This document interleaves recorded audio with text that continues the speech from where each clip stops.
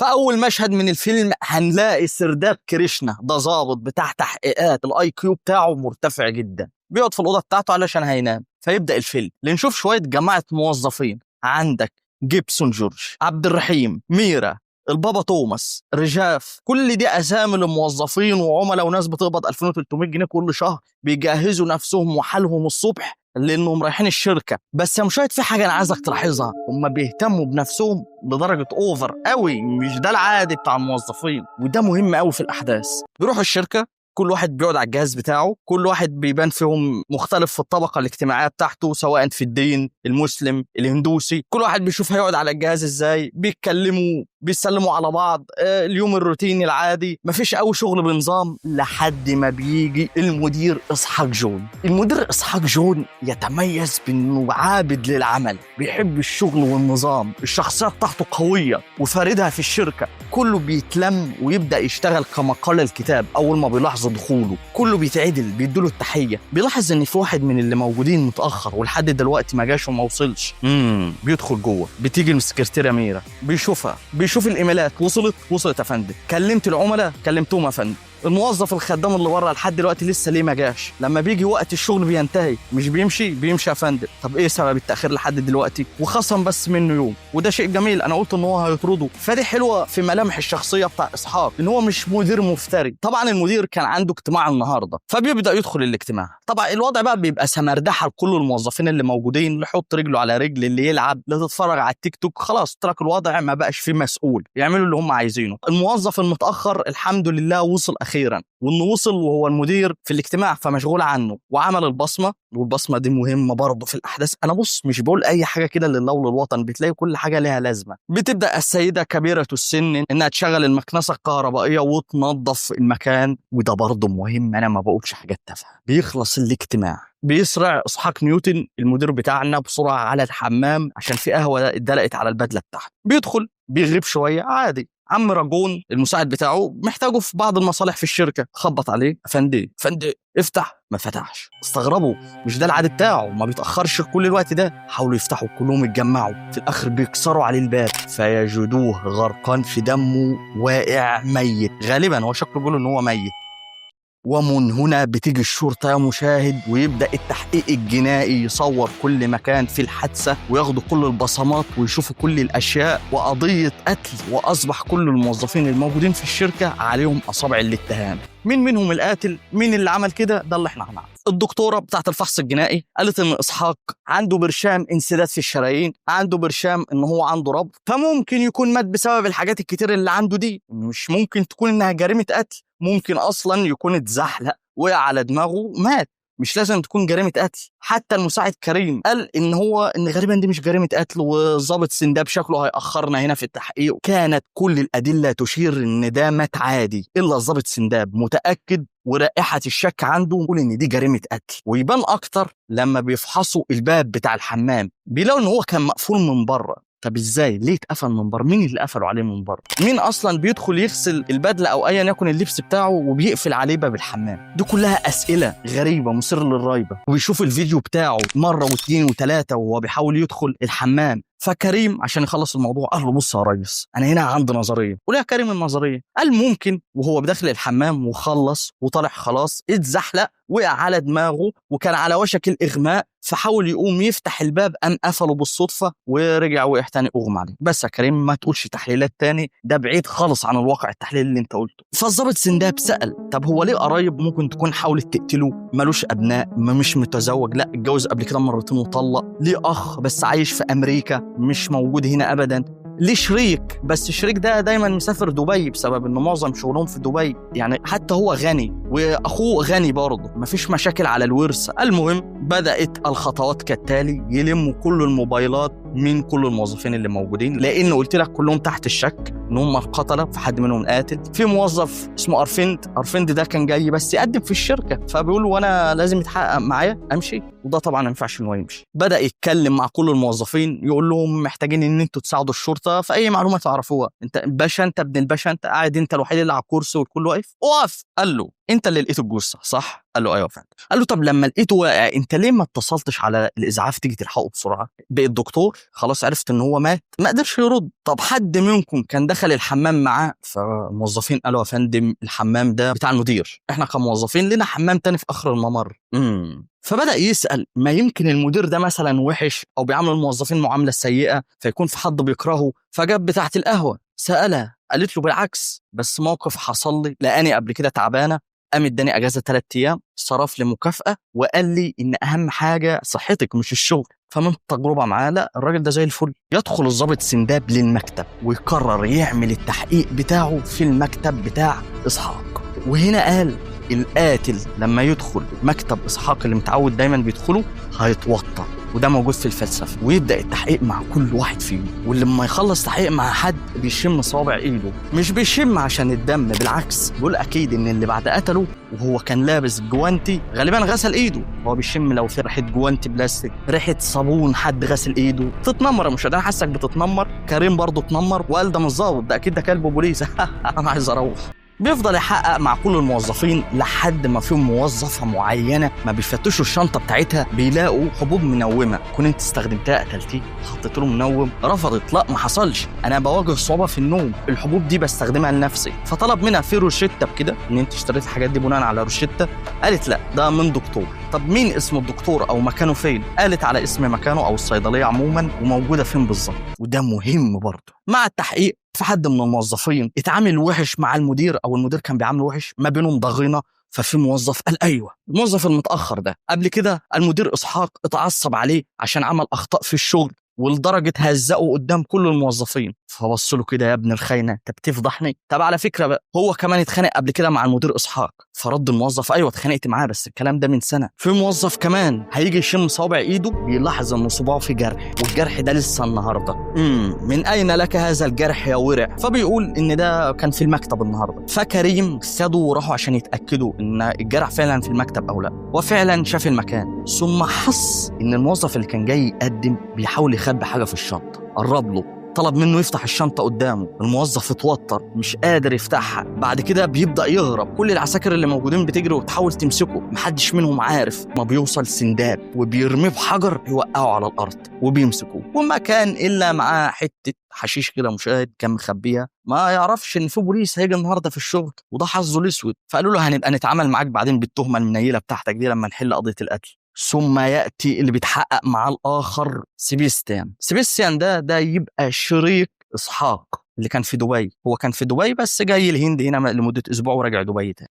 سأله شوية أسئلة، بدأتوا الشراكة من إمتى؟ طب كنتوا مع بعض دايما؟ قال له أيوة شريك بس أنا ببقى معظم وقتي في دبي ما ببقاش موجود هنا. طب هل لكم أعداء؟ ضحك بص له النظرة وقال له اسمع، مفيش ناس شغالة في سوق العمل وعندها شركات أغنية زي حالتنا كده يعني إلا لازم يكون لهم أعداء وهم الناس اللي بيضربوهم في الشغل. فحس إنه ملوش لازمة أوي يعني، ما قالش أي إجابة مفيدة. طب خلاص روح يلا امشي، روح دبي يمشي. يستصعب الأمر على ضابط الشرطة اللي مش عارف يحدد مين القاتل لحد دلوقتي. فبيخرج بره الشركة بيلاقي عربية سودة، والعربية دي فيها خربشة لنفس خربشة كانت على العربية بتاعته.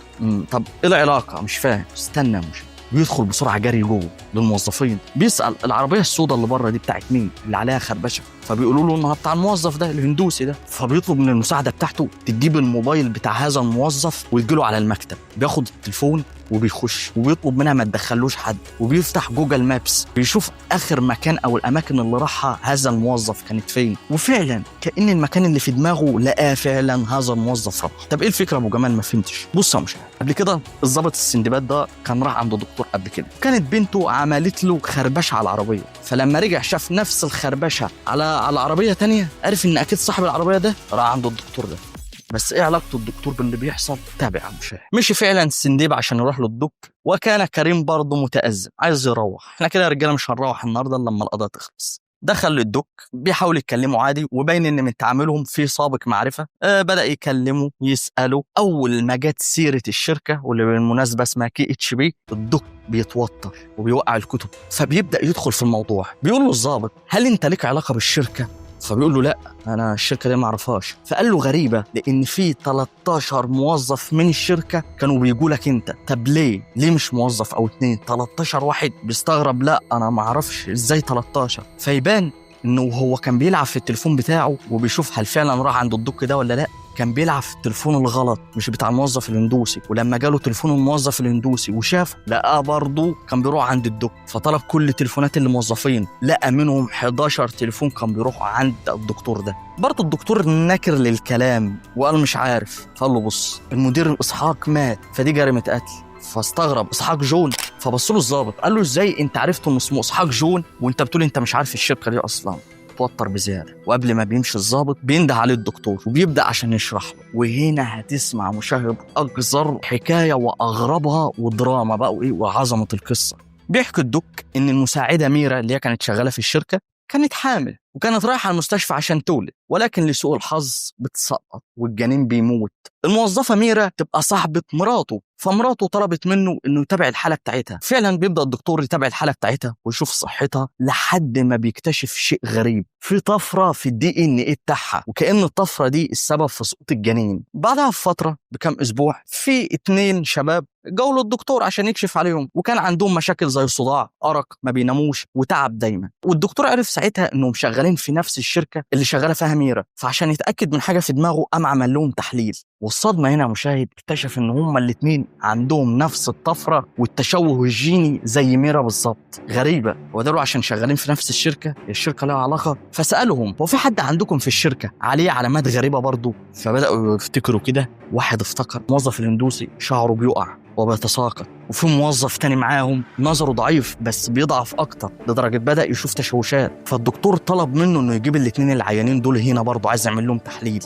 ومع الوقت دكتور عمل تحليل ل 14 او 13 موظف من اللي شغالين، وكانت الصدمه كلهم عندهم نفس الطفره الجينيه والتشوهات، وكانت منهم اللي عندها مشاكل في ضوافرها، واللي كانت شعرها بتسقط، واللي نظره يعتبر شبه بيتعمي، واللي بتعاني ان دايما برضه عندها ارق ونسيان والذاكره بتاعتها ما بتفتكرش حاجه. فحاول يعرف من الموظفين اكتر عن المدير اسحاق، قالوا له ان هو مسافر دبي الاسبوع ده، فده كان بالنسبه له افضل وقت، وطلب منهم يسرقوا له ملفات من عنده، عايز يشوف هو شغال على ايه بالظبط. وفعلا بتجيله الملفات، وما بين الملفات كان في آلة غريبه. ولما صور الملفات دي للدكتور صاحبه اكتشف ان دي مش آلة، ده فيروس جديد HMV او الفيروس الاحمر، وده فيروس جديد بتحاول الشركه تصنعه. استنى، الشركه تصنعه ازاي؟ فاكر يا مشاهد لما قلت لك ان المدير اسحاق ليه اخ في امريكا؟ اخوه مسجل شركه بتاعت مستحضرات تجميل باسمه، وشغاله هي كمان بالشراكه مع الدكتور اسحاق. فتم تطوير فيروس جديد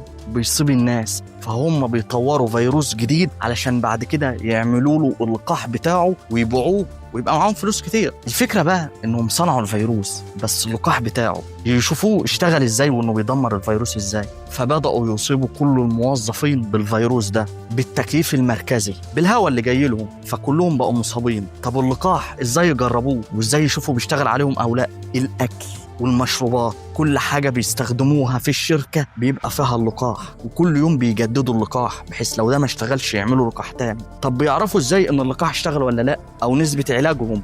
بالبصمة. البصمة دي فيها الصفة الوراثية بتاعتهم، وفيها جهاز بيحلل مش بس مجرد بصمة. فكانوا حرفيا بيستخدموهم كأنهم خنازير تجارب علشان يشوفوا الفيروس ده بيخف من عليهم أو لا. ولحد اللحظة دي اللقاح ما خفش الفيروس. الدكتور بيقول إن هو حاول، كان بيعمل كل اللي عليه، كان بيحاول يعالجهم بأقصى شكل ممكن، بس برضه الفيروس ما كانش في حاجة بتمنعه. ونشوف مشاهد لكل الموظفين بتاع الشركة بيعانوا بأشكال أمراض مختلفة، كل واحد عنده مرض مختلف عن التاني، كل واحد بيعاني بشكل عن الآخر. ولما حسوا بيأس كان كل واحد بيحاول يصلح من شكله قدام الدكتور، عايز يبين يعني للدكتور انه ما عندوش حاجة. فعشان كده مشاهد كنا بنشوف في أول الحلقة بيهتموا قوي بانهم قبل ما ينزلوا الشغل بيهتموا بمظهرهم أو بشكلهم. عشان كده قلت لك كانوا اوفر قوي، وده كان السبب. وده لأنهم قرروا هينتقموا، وانهم مش دلوقتي بيدوروا على علاج أو حل، انهم هيقتلوه، بس ازاي مش عارفين. هم كانوا احترفوا كده للدكتور، حتى الدكتور كان بيقول لهم طب حاولوا تاخدوا شكل قانوني، مش لازم تستخدموا جريمة أو كده. قالوا لا، وإن سلطته حتى أي حاجة هنجيبها دليل عليه السلطة العالية بتاعته هتدمر هذه الأدلة. فهنا بص للضابط وقال له سؤال، انت شايف مين المجرم الحقيقي؟ هما ولا المدير اسحاق اللي بيعمل دواء هيأذي ناس اكتر من ده؟ انت شايف مين اللي يستاهل انه يتحبس او اللي يستاهل ان مستقبله يتدمر، الدكتور ولا الضحايا؟ وده كان سؤال فلسفي كبير جدا نزل على الضابط مش عارف يرد، مش عارف يفكر. بس القرار اللي اتخذه انه هيعمل اي حاجه لحد ما يلاقي المعامل بتاع المدير اسحاق ويقبض على باقي اللي موجودين، وبياخد نفسه ويرجع تاني للشركه وبيرجع للموظفين وداخل عليهم بكل يأس، وهو بيبص لكل واحد فيهم وشايف المرض اللي فيه وبيحاول يداريه ويخفيه، وحاسس بالذنب لكل شخص منهم. بقوا صعبانين عليه. كان شايفهم في الاول ان فيهم واحد قاتل او مجرمين، دلوقتي شايفهم كلهم ضحايا قدام عينه، لدرجه بيأمر المساعدين انهم يمشوهم ويودوهم البيوت. ودكتوره التشريح اتصلت تاني على الضابط، قالت له ان لحد دلوقتي مش باين ان المدير مات بالسم او مات انه وقع على ظهره، لا هو مات بطريقه تانية. ايه لسه لما الكشف الجنائي يجيب باقي التقارير بيبدا الضابط يدور ويبص على كاميرات المراقبه ويشوف الاوقات ويجمع ويكتب. بعدين بنشوف فلاش باك لما باقي الموظفين ال13 وكانهم بيبصوا لبعض وبيبتسموا، كل واحد فيهم بيبتسم كانهم بيدبروا الحاجه.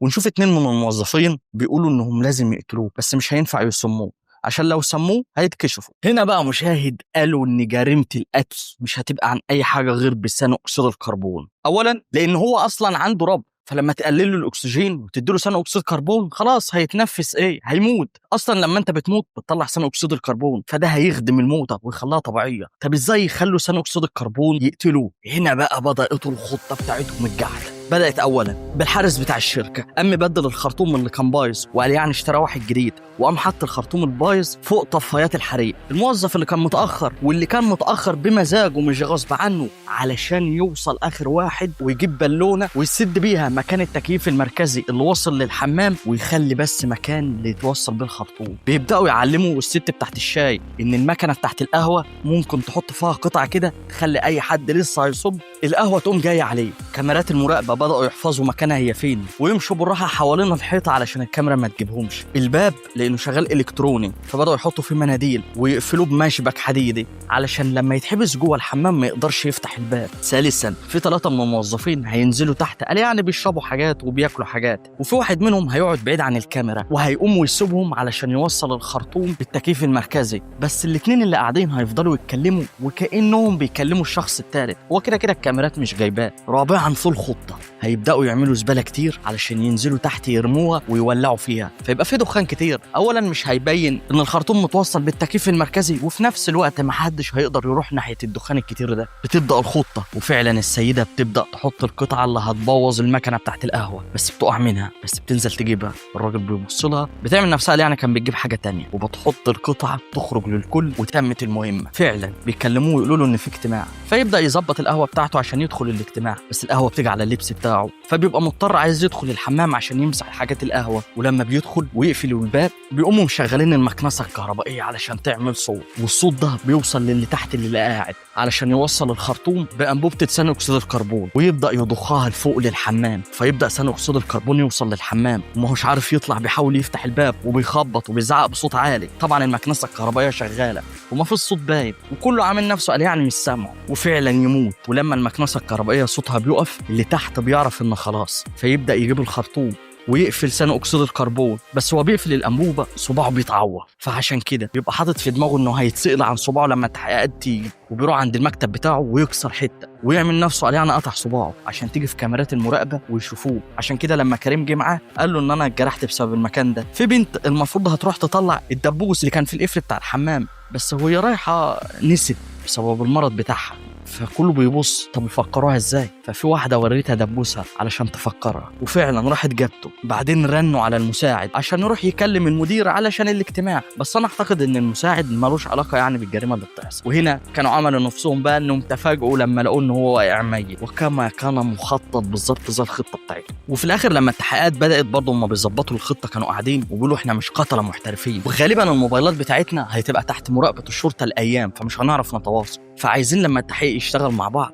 نبقى بندعم بعض ما نوقعش بعض في الكلام، بس عشان ما يصيرش الشبهات عايز برضو نبقى ضد بعض في بعض الأحيان. عشان كده الاتنين اللي قالوا قصاد بعض ان ده اتخانق قدام المدير وده اتخانق قدام المدير دي كانت من تبع الخطة. ولكن الحاجة الوحيدة اللي ما كانتش تبع الخطة لما نسيت البرشام المنوم بتاعها اللي اتسألت عليه. وبعد ما خلصوا بيجي لنا مشهد للضابط ماسك الورقة اللي بيكتبها وبيقول ممتاز. بيبقى الضابط عرف كل المعلومات وكأنه كان معاهم وعرف انهم ازاي قتلوا، بس بيقول لا توجد جريمة كاملة. بعدين بيدخل لرئيس المباحث يقول له انا اكتشفت ان المدير اسحاق مات لوحده بسبب وقعه طبيعي وما بيقولش حاجه وبيخبي عليهم. فكريم من جوه نفسه بيقول له يا فندم انا قلت له كده من البدايه ما صدقنيش. فالمدير قال له يعني مش عشان انت ظابط لسه جديد لازم كان يعني الحنيكه بتاعتك دي كلها؟ ما احنا من الاول قلنا لك ان هو مات موته عاديه وان انت قبل كده حليت قضيه في اسبوع، فانت لسه ظابط جديد واسمك بيعلى فما تبوظوش. قال له ماشي يا فندم. بعدين كلم الدكتور وعرف منه مكان المعمل وعرف منه انهم فعلا لسه بيعملوا تجارب على ناس تانية على انواع امراض جديده، وعرف ان شريك المدير اسحاق اللي كان حقق معاه قبل كده يبقى شريكه في شركه الادويه دي. ومش كده وبس، ان يبقى الشريك ده دكتور كيمياء حيويه، فبيعرف الضابط مكان المعمل وبيروح هناك بيوصل ويشغل الدرون علشان يصور. بس الدرون غالبا التحكم بتاعه بيفصل والعربيات اللي داخله بيستناها تطلع بيجري وراها لحد ما بيوصل وبيركبها جوه. ويبقى الشريك في كل الجريمه اللي حصلت يبدا يدخل الشركه بكل بجاح وكلهم باصين عليه بعيون عايزين ياكلوا من مكانه. بيقعد مكانه. القرعه دي اللي هي البنت كانت المحجبه بس المرض